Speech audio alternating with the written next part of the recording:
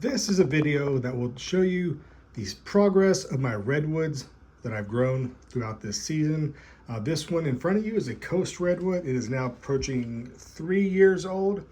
I've grown all of my redwoods from seed, including the ones I still have outside, which I will definitely show you, but I kind of got nervous. The temps are going to get down into about 20 degrees Fahrenheit, which is about 2 to 3 degrees below negative on Celsius, I believe. So these trees, I have read, can survive to 0 degrees Fahrenheit. However, they must be a very established tree and not grown in a container.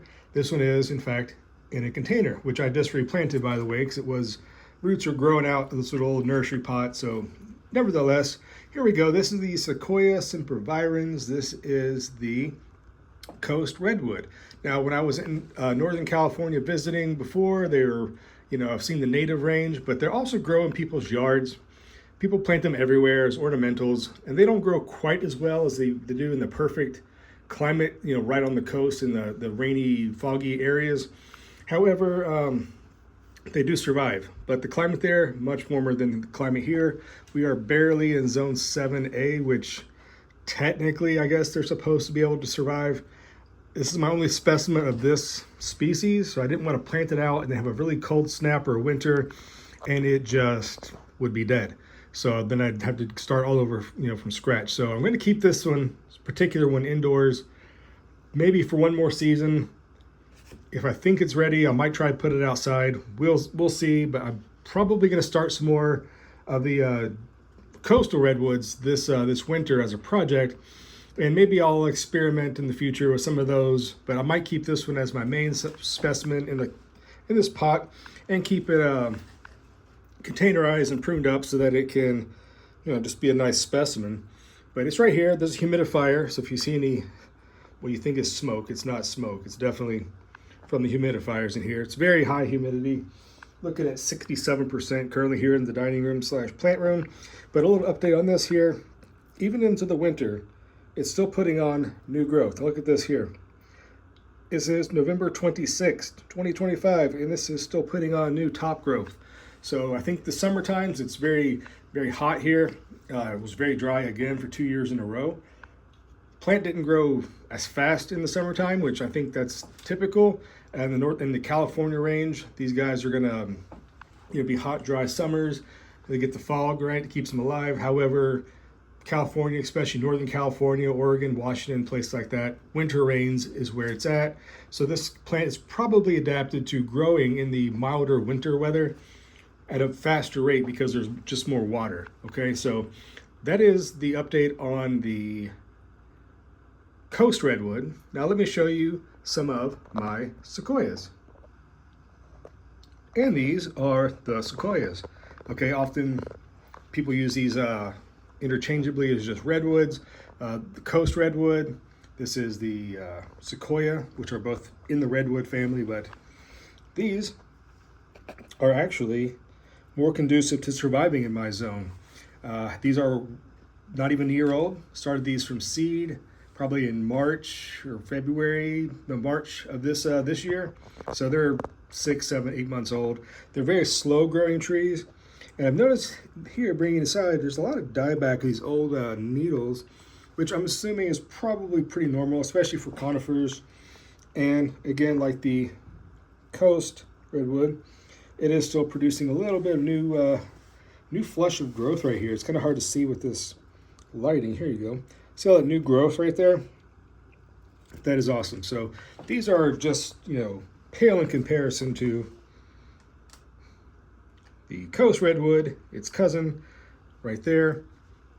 Again, you can see the difference in the leaves, as the coast have more of a flat leaf, and it even kind of branches and splits here at the end. It's pretty cool.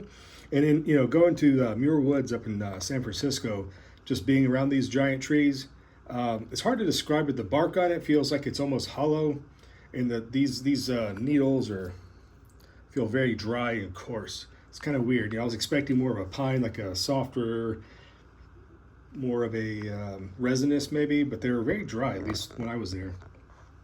I've never seen these sequoias in real life, beside the ones I've grown, so that is definitely a bucket list to go see this variety as well. But yeah, see, the leaves are a little bit different. There you go. So let's go ahead outside. It is currently not raining, so that's interesting. It's been raining about 4 straight days. Everything's a giant gray, muddy mess right now. But the coast redwoods, there are some sequoias. Now let's go ahead and continue with some different redwoods and possibly some redwood cousins. So let's see what else we can find out there.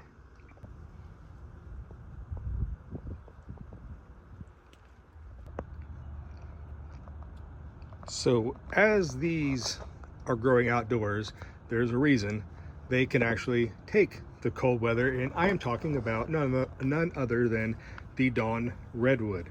So this plant here is actually deciduous. Okay, these leaves are gonna turn golden in the fall. They're gonna fall off. Some scientists, paleontologists think this was how they adapted a changing Pangea, etc. They're exposed to more darkness, periods of darkness. So they had to survive.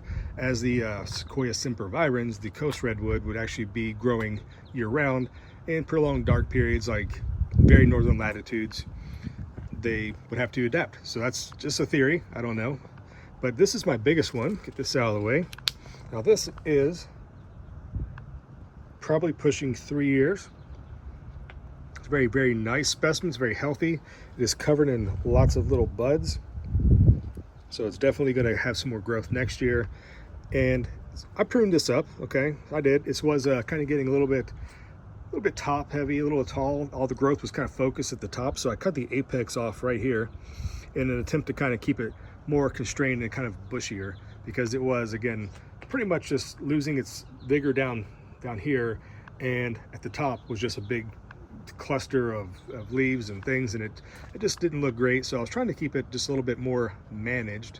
But this definitely is going to find a home. It's going to be planted in the spring. They can survive easily here in zone 7. I believe it can survive even in zone 5. Okay, but yeah, it is a living fossil, just like a lot of things I grow here. I'm big into like ancient and prehistoric history and things like that. So of course I'm going to grow some prehistoric plants. Why not? Now this one here, I believe this one is only 1 year old. This is another Dan Redwood. Still has the leaves about hanging on that are going to pop off. I did not actually have to top prune this one. As you can see, all the growth is still focusing here at the top, clustering, but it's doing quite well. I actually had to be careful with these because they actually do like to be a little bit wet and a little bit moist, but the drainage hole got clogged up on that, and it this kind of got stagnated water and soil. The plant looked like it was not doing well. So it does need a lot of water, but it doesn't want to be in a swamp. Keep that in mind. But what does like being in a swamp, but not necessarily needs to be, there's a caveat there. This is a relative of the redwoods in the redwood family. If you can think about what it is, give it a guess. All right, if you guessed the bald cypress, you would be correct. Now, just looking at the leaves right here, they do resemble very closely, as you really can't tell because they're falling off, the Dan Redwood, the same pattern, bald cypress. So the leaf patterns are similar. However, the seeds, completely different, not even remotely close. I will probably show a video on that here very soon to how you can tell the difference on that. But anyways, seed-grown bald cypress. I do keep these very, very wet in the summertime. They're very happy, but just like the Dan Redwood, I did cut the apex out of this one to kind of promote less just straight up growth, maybe force some branching down here, maybe a little side branching, as it's just literally a giant stick that grows straight up.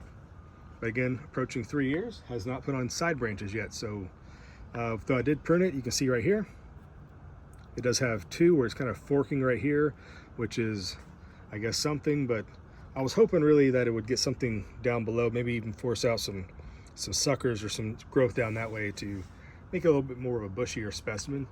These, however, are growing here locally. They grow at the park, they grow downtown, they grow in the streets. People have planted bald cypress all over this area, and they don't grow in swamps. We don't have swamps here. Sometimes they put them in ditch lines where it does get a little bit of water collection, so it does need that. Maybe helpful with the growth of them. But yes, the bald cypress, they're growing well and barely adapted to this climate here, zone 7 West Virginia. And yeah, but there you go. These are actually relatives of redwoods. If you did not know that, they are actually relatives. There are a couple of other specimens of the redwood family that I've looked into trying to get to add to the collection, such as the umbrella pine, but that is extremely expensive. I tried to grow it from seed. I was able to get 2 to germinate. 1 kind of survived for a little bit, but that just died as well.